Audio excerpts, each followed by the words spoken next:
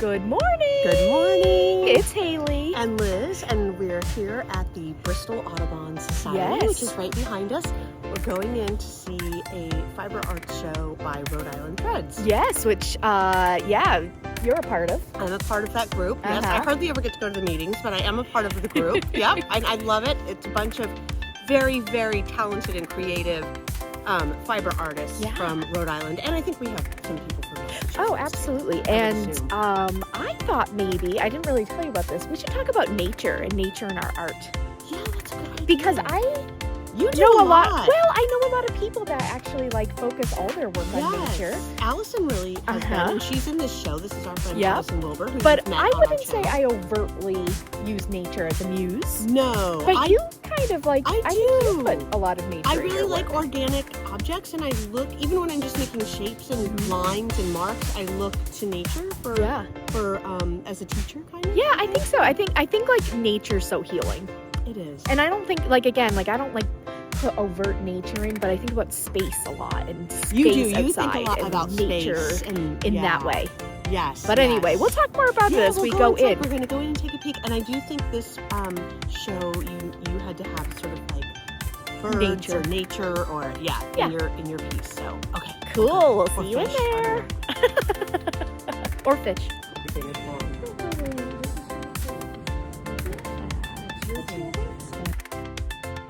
The RI Threads group is a group of 17 different fiber artists who all incorporate some sort of stitching into their work, whether it's quilting or applique or, various different kind of displays of work. And they have a show at the Audubon Society in Bristol, Rhode Island through April 30th. Here you can see all different kinds of dyed fabrics, quilts, definitely more art quilts. You can see different kind of people using stitching and paper, photography. So stay tuned. We'll try to get some good shots of the show for you.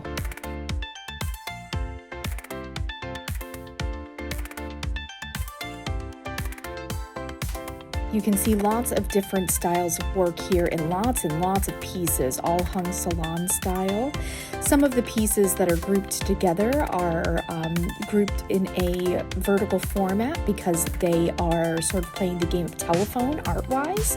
The first person used a photograph to influence their work, and then the three subsequent works kind of followed suit without seeing the photograph. Here we're kind of getting some detail shots of the textures that some of the artists used in their work.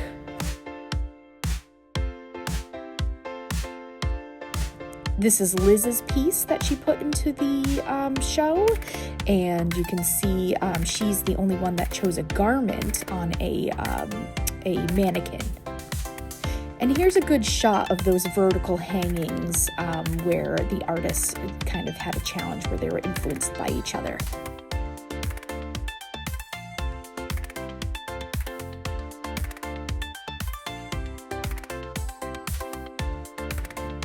We're going through the work and trying to keep quiet because there are other people in the gallery who are trying to look at the work. And so that's why I'm doing a voiceover here. But you can just see the variety of different pieces as we go through. And all the pieces, again, inspired by nature, which makes them a great fit for the Audubon Society. They're also doing a field trip this morning, so we're keeping our visit brief because we heard there was about 35 school-age children who are coming in. So that was an example of the table they have to kind of accompany the exhibit. There's Liz. And yeah, she's going over and talking about her piece in general. So this piece, I know you guys have probably seen it before if you follow my work, but it's called Save the Humans, and it's kind of an environmental statement along with a little bit of political. And for this show in particular, we needed to do something that had to do with nature. I wanted to kind of focus on impact of man on nature because we're actually, Bristol Audubon Society is kind of ground zero as far as seeing how global warming is affecting our planet, which is strange, but if you read the book Rising by Elizabeth, I can't think of her last name. We'll put it in the show notes. We'll put it in the show notes. Anyway, it starts literally in this backyard of where we are. So, so this is all hand done. There is some, it's not really weaving, it's kind of couching, laying over in the net, and I'm just excited to see them. They've hidden them back here so the kids can't pet him. Yes. Or her. I don't know what gender my whale is. But Talk about the anyway. difference between using it as a garment, putting it on a mannequin, or like if you were to put it flat on a wall. So I do feel like putting it on the mannequin really cements it in the sort of clothing world. I almost envision my work being sort of mounted on hangers coming off the wall just a little bit, so that the perception then becomes that it's art. And Haley and I talk about this a lot. Yeah. Which is fine. I'm happy it's on a mannequin. So Yeah, also for sure. It adds interest to the exhibit. It's a great and I like put my stuff solution. on I put my things on mannequins. Sure. But I think what Haley and I talk about, sort of, we like functional things a lot of times, but those functional things can also be art. So it's like, where does that line happen? You know, when does it become something you hang on the wall, or versus put on your body? And it could be both. You can do both. So anyway. Well, if we're looking around the room Yeah. at all of these art pieces, I think, you know, it's really, Are they paintings? Are they quilts? well, it's really interesting because the size of every single piece is, you know, the biggest one could maybe be a lap quilt, but the function has been taken out of these quilts. That They're is mostly true. quilts, Now or that some you of them say are that, framed. Like, mine is one of the only functional objects in the room. Yeah, I suppose Are even framed? it is, but in the context of this show, Right. the functionality isn't distracting to me or anything, but it's just interesting to see a whole room full of quilts, mostly quilts. Some of them are collages and things, but mostly quilted pieces. Yeah, they're totally art quilts, and to look at that and kind of, it's a deliberate choice, I think, that people in this group are making. Oh, definitely. And this group, I think, is a splinter group. It kind of spun off of SACWA, which is the art quilt Yes. group, like national art quilt. Yeah, group. So, yeah. Yeah, it is definitely, you know, threads is really the only Yeah. unifying thing. I think we're all very different. A lot of people, their specialty is dyeing, and so their work reflects that. It shows off that. Yeah, yeah. Do we want to point out some of the people we know well, or some of the work that you really resonate with? Definitely. I think I love, you know, you've met our friend Karen McCann, Karen McCann. who always likes to combine photography. She's a beautiful photographer, and she prints on paper, but then she also stitches. So, you know, it's a fiber-based work that includes, you know, it's like, reads like a textile in a way, but it's actually paper. Yeah. Also, I was telling Haley, respond to Suzanne Noonan's work. I mean, I love everyone's work. It's hard. It's just I know, right it's here. really hard. Yeah, Because we could talk about every single one of these people. Also, Sue Bates and her daughter, Al, both do beautiful. It looks like Sue, this is paper again. This is paper, paint, pencil, and embroidery. And Al, they do all their own dyeing. Yeah, we and have to it's point out beautiful. This one is of Al's. Suzanne again. Noonan. I really, her palette, abstraction. if you see my palette and her palette, it just, I love it. This is our good friend Suzanne Monroe, and she is really passionate about including figures. She's a portrait artist, and she does a lot of work. A lot of them have familial importance to her work is beautiful. So, I just have to look, point. I just saw this. I know. I online. just said to myself. Plus, I just want to Look say at this. Alice Cooper, because I love that Alice's name is Alice Cooper. That is Yes. really, really something. I love that piece at the bottom. You know Oh, me, and I here's love another one abstraction. by Sue. Yeah, let's go. Let's find one of Al's dyeing pieces. I'm just gonna follow you. All of these works. I mean, every single one is I would amazing. like to just kind of point out Nancy. Yeah, Nancy She Turbot. was in the Fiber Show. is- We did, if you haven't seen our episode about the Fiber Show at the Bristol Art Museum, A couple years you'll ago. see her work there. Absolutely. Just the birds, and then the feather as the mask, and the nest, and the... Incredible. She has really crows that follow the Yeah, that we took some. You'll see some images of that, I'm sure. Sabina. These are both Alice, you can see. Oh yeah, minimalist. Yes. Hand-dyed cheesecloth, machine quilting, and hand embroidery. Here's Yeah, This is so the we diver. definitely want to point out Now Al's. this is one of Allison's ones. I hadn't seen. I saw her working on this. Mm-hmm. I haven't seen it finished. Yeah. It is stunning. Wow. So this is all shibori dyed fabric. Mm-hmm. And if you look, you might want to see if you can look up close this texture of this tree that she's done. Oh wow, it's like rippled. Mm-hmm. And then also kind of the same effect on the owls. It's just beautiful. The owls really feel like they're looking down. They at you. really do. I bet she hung it like that on Oh, purpose. here's some of Al's beautiful. This was a project this group did where I didn't take part in it because I have work on the days they have the meetings, so it's very rare that I get to go. But they started with a photograph. This was Al's interpretation of the photograph, and they handed it off to the next person. So this is our friend Karen. This was her interpretation of Al's work, and then this was Sue interpreting Karen's work, and then Annalisa interpreting Sue's work. So just like the game of telephone. I was gonna say this looks like Allison. It's one of her bug quilts. I haven't seen yet. Ah. That's a new work. This is Julie. This is our friend Julie Maxwell. Yes. Her beautiful columbines. Phoebe. And you can see Phoebe's really is almost a painting. Yeah. Very cool. It's so cool to see all these different techniques and textures. More of Karen's work. I love Oh, I this. love Just that. to me, this is so Suzanne. Yeah. And I don't know these. I would guess these are found doilies that she incorporated into Sure, this. But sure. knowing Suzanne, she could have crocheted them. Yeah. And then Karen's photography on her paper. Nice. This is a very like medallion piece. Yeah.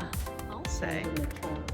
She does beautiful red and black work embroidery. Yeah. I hear the kids. Oh, yeah. Here come Yep. the children. More of Allison's. These, Annalisa does a lot of assemblage work. We're gonna head out. No, don't worry. This is another Nancy's.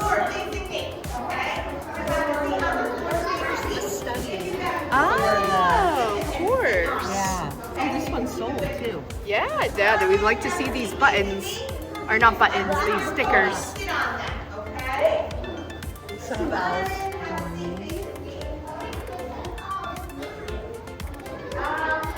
Nancy, her stuff is just. I just keep saying the names. I know.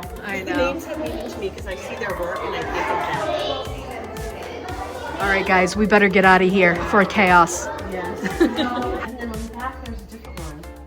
Oh, it has like CDs. It must be crafted. Yeah. Recyclable. Yeah. Oh, a cute little owl. That's like the perfect nose. Speaking of texture.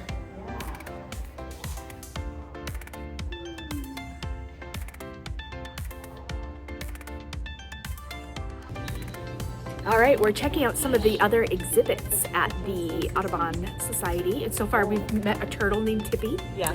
And look at all these cool fish. I know. So I don't think we saw any fish other than my whale in the other room. Did we? No, we didn't. And a whale. There It's not are, a- but I know a whale is not a fish. there are Aquatic fish. Creatures. But here we have fish. Yeah, we found fish. Here's Tippy enjoying the sun. Hi, Tippy. He's gonna swim. He's showing off. Look at me. It doesn't even look real. I know. It's like a cartoon. It's a cool little starfish over there. Actually, a big starfish. Oh, You see it? yeah. Look, he's really yellow. Now he's swimming upside down. That's a little wild. Look, his friend's gonna go help him. Oh my gosh. Dude, that's so nice to have there. Hi, Franklin. Hey. Hi, Franklin.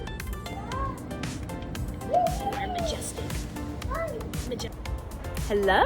Hi. We're fully back and highly caffeinated because we are at Borealis. Borealis. One of our local / favorite coffee places. Yeah. So we wanted to kind of, I guess, get final thoughts on Audubon and the show. And all I can say is texture. Oh, there was a lot of texture. There was a lot of line work. I feel like a lot of people had I don't know. Okay.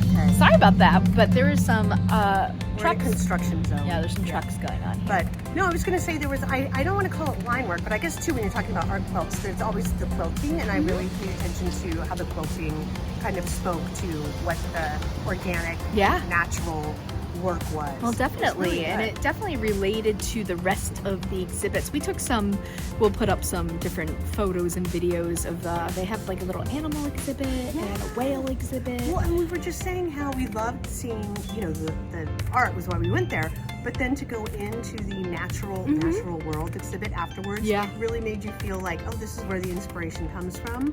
And I think a lot of the things we saw, I'm thinking about movement, and there was a lot of lightness to me, like the textures, a lot of coming off, even whether it was plants or feathers or, you know, just, you know, even visually. Sure, yeah.